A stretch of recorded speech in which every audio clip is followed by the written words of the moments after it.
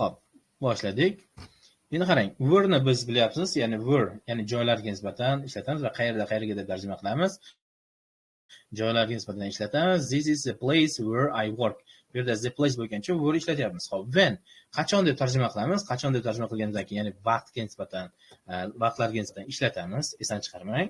Va undan tashqari, yana bitta misol keltiramiz. Qarang.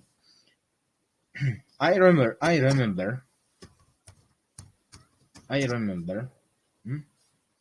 the day bo'lajimsa when we met.